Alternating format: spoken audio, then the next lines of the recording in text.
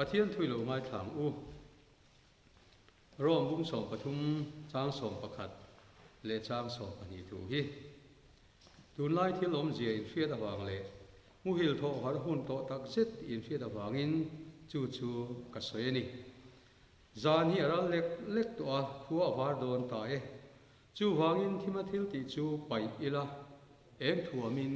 in thuang u pathian thu mun dangami ilo ngai thaleng u FSC bung ruk chang som pakhat som pali som panga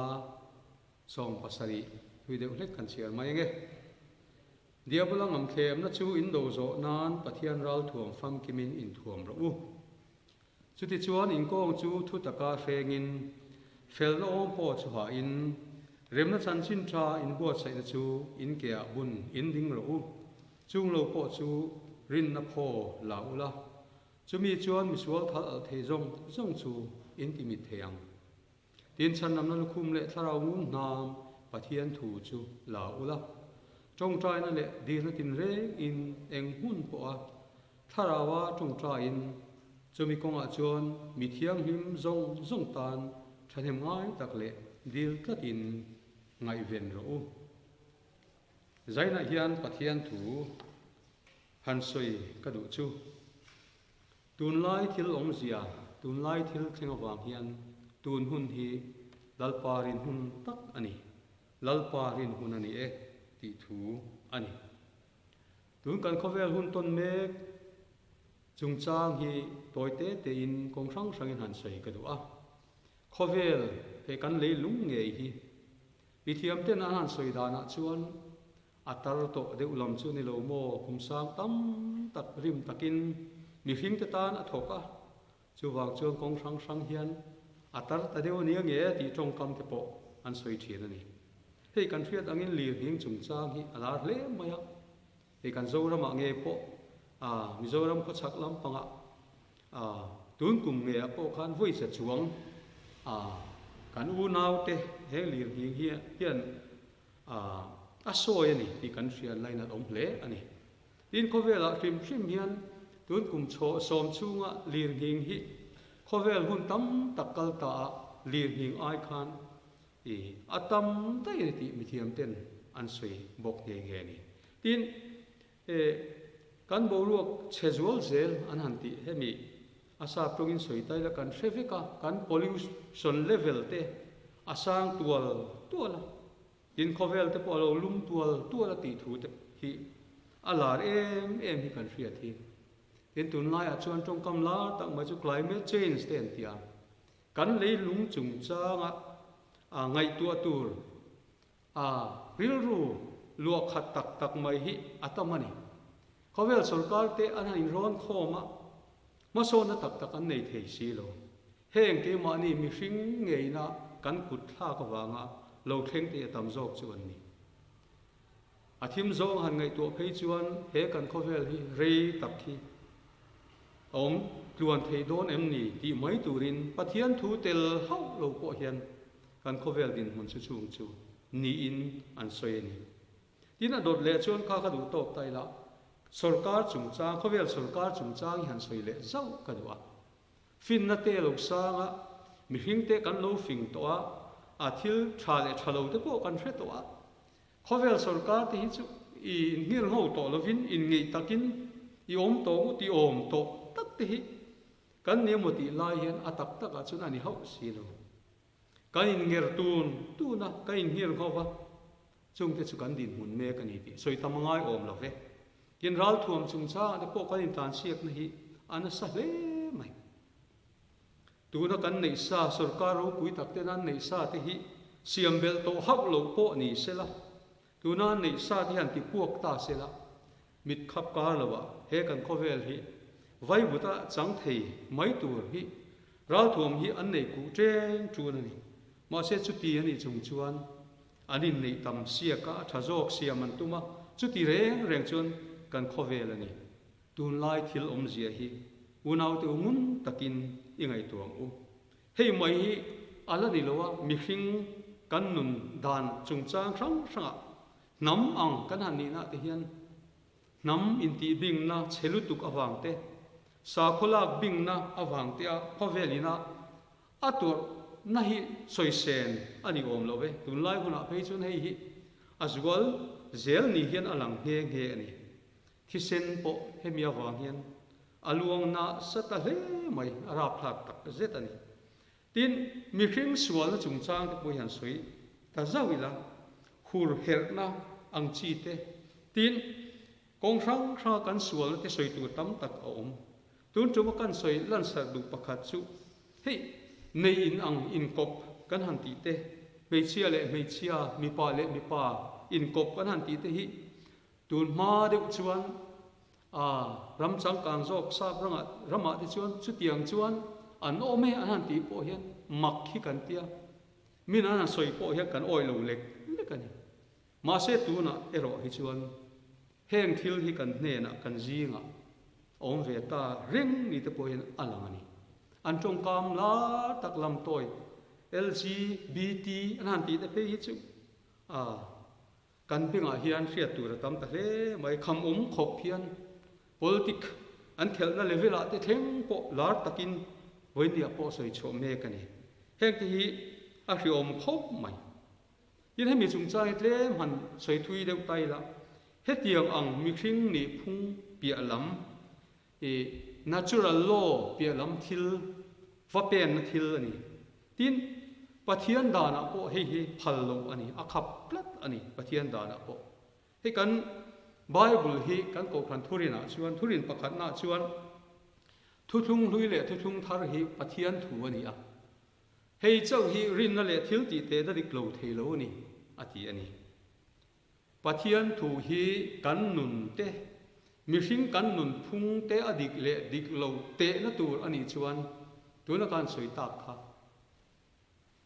ring tu te mi hring na ati hap lo tur ani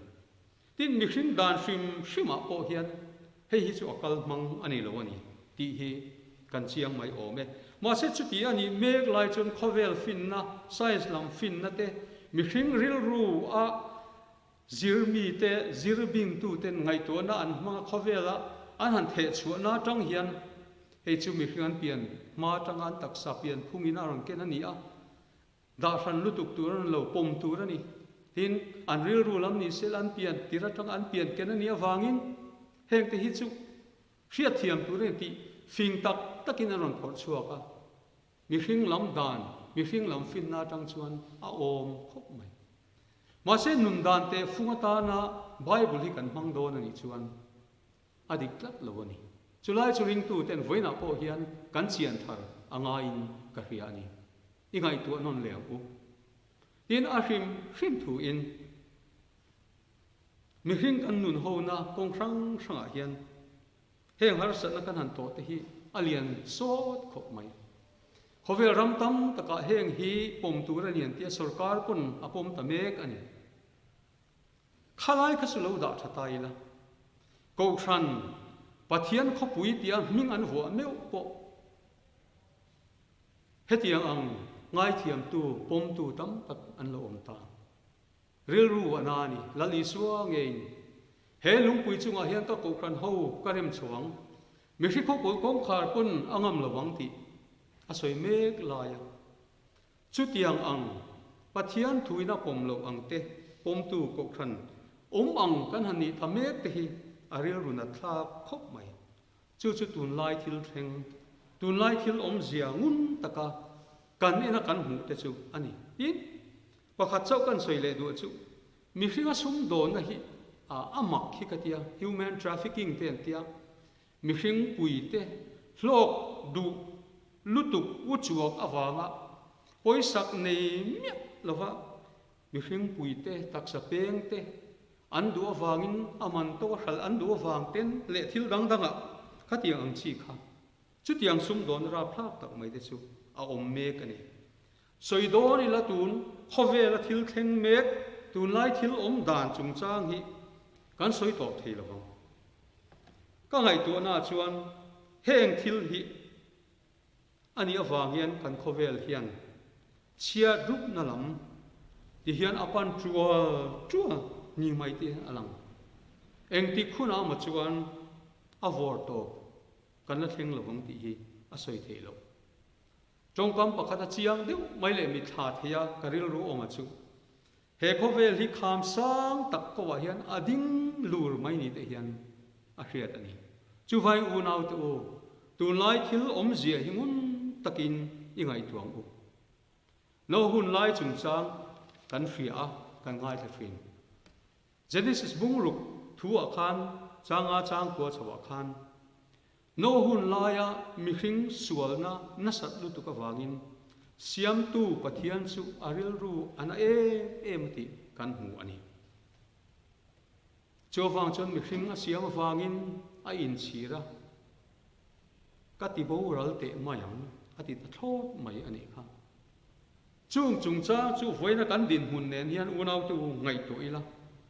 khang hun lai ami te ai khan kan fel chuang zok don em ni ti hi ngai tu na om ani tun lai thil om zia tun din hun kan ni mek chu atla puin khatiang khan ta ni tin poi mo tak mai chu tun din hun me ka khovelina ama chon mek thil hi kan soi le duwa tun lai thil thleng a chuan athar khop mai covid rileng ina kan khovel a hong dan hi soitam angai lawang kan hevek in ka hria a hei voina khan hemi covid rileng update pakhat ka ena chuan worldometer an tia khovela tuna avei to zathi min wai zanga chuang an ni a tin min wai som pathum don an thi to poka he kan india rama hian avei hi nuai somriat pakua somriat paru an tling to a thi pui to he nuai som thu nuai khat le sing thum don an ni bokani mizoram po kan hria tagin sang thum kan tel ta a wan doi tha takmain mi pani in chatuan ram an lo panta an thita poi hle ani ti chuan hripui leng hi ngun takin kan ngai tua mita po mu theilo mit long po mu theilo hian khovel hi a op betani tuna hian chuti zong song kan soi te ang arab thak katia khovel hi min op beta kan du angpon min nun tir theilowa kan ei bar zon na te a kan pun khom na zir na te pathian kan biak ho na zong te chu min khar sakani a huat thu ang nilo se la fiam thu ang pon ngai tai la he covid anti coronavirus hian asipai tha te chu kan sarkar te kan khutla ho tu te hi an ni ti tai la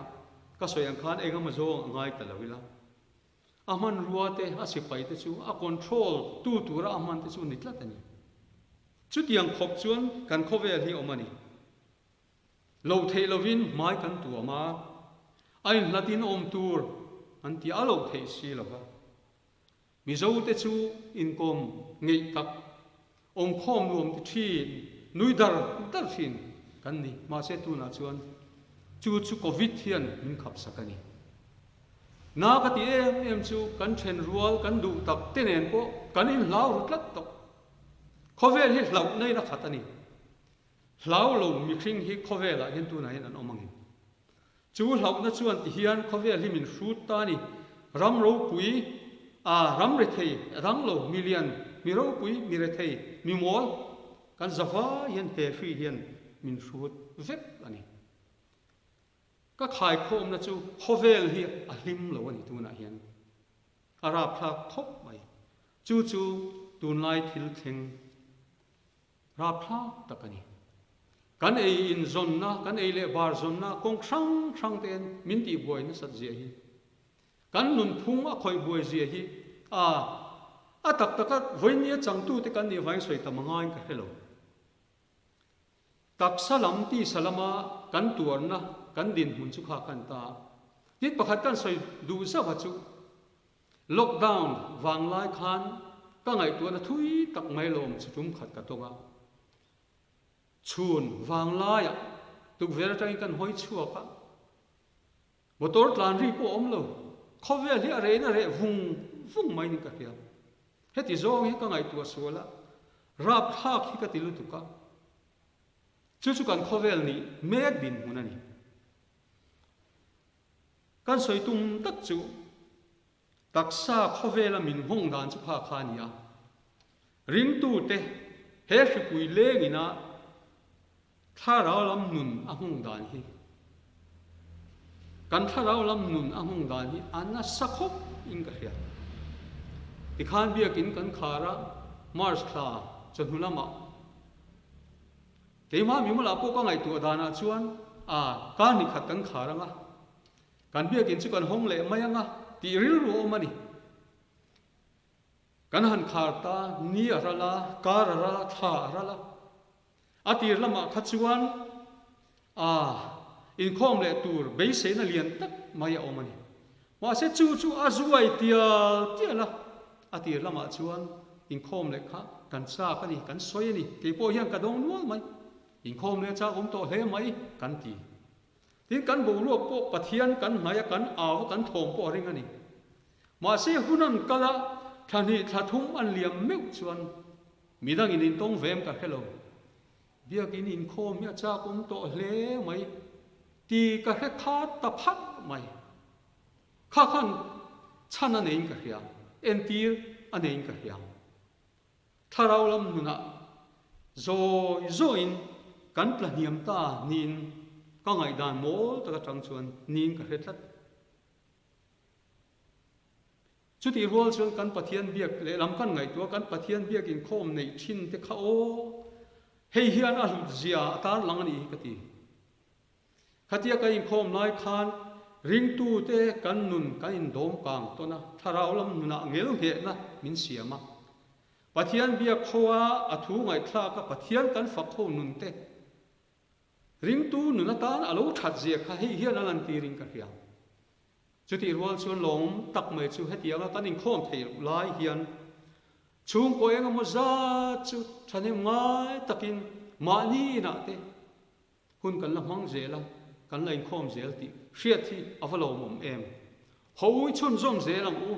nasale azwalin hei hi I chun zomang u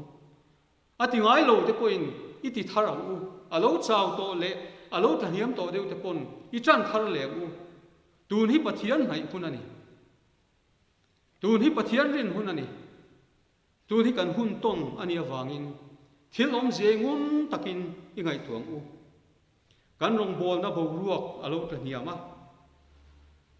mitam tak chu dik tak chuan kan ol lu tuk te kan tuarani thu finga an soi thin kha thin lung ha chol lu tuk chu setana workshop ani ti hi voinia hian atakin pule hriat theina lo lang chuak nin ka ria kan tharau mei tiala athen te chu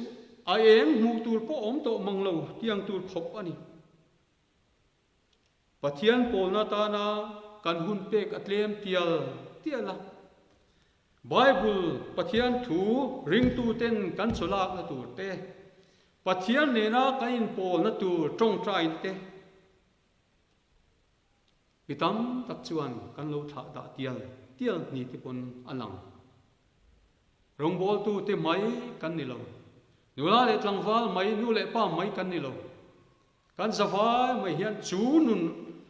in tha da na tlak thiam no nun chuan min nuai ta mek em ni ti ril ruwa alian hle ani chu wangin kan in ngai tu non atu hle mai kan man ruwa sang pathian thu ni lo min oi tli tu hi ke atam talu tuking ka hria ichina ka soyanga thalai mai to lo social media lama kan tlan dan ti anasalutuk kan ken thin mobile phone ti hi a thalutuk le lama chu kan nun kan ril ru ol tuk min lu khat tu tan po tha a mai ro chu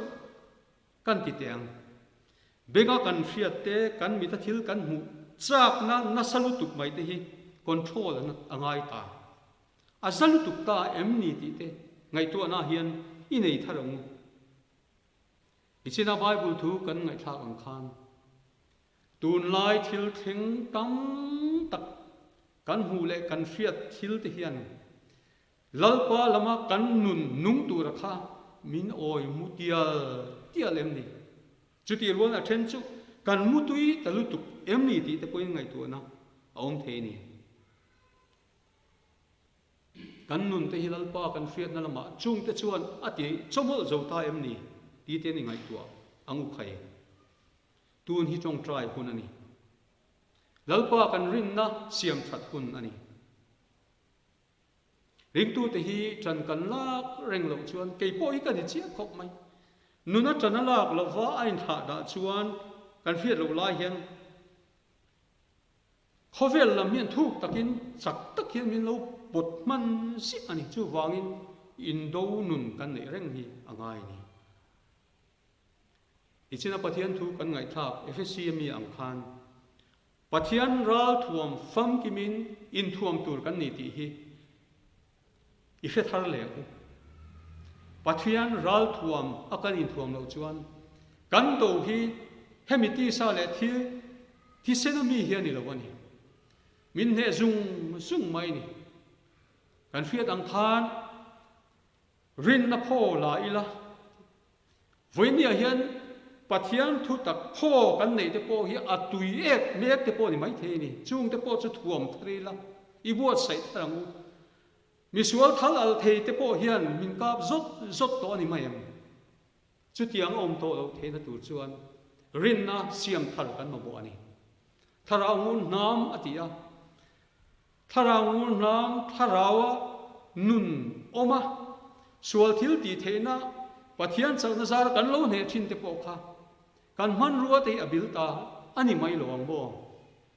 chu wangin pathian thu taka in ta hriam hi kan mo em ani ti voina hian ka soi du oi chung chu ril ru alian hle ani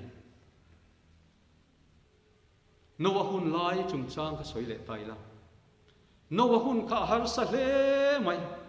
khovel sual na chi khrang khan nowa kha ane ka ni ma se bible kan hu angin nowa chuan pathian ring tlata nowa chu pathian nen an leng dun thina ti te kan huwa tina nu zela lalpan chu ti chuan ti ro ati ang zelin nowa chu a oma ati zela khamina soitum chu pathian kha aring lom tok mai ni nowa khan chu pathian arin na wang chuan har sat mang an na satak mai lo theng tuilet lo theng khan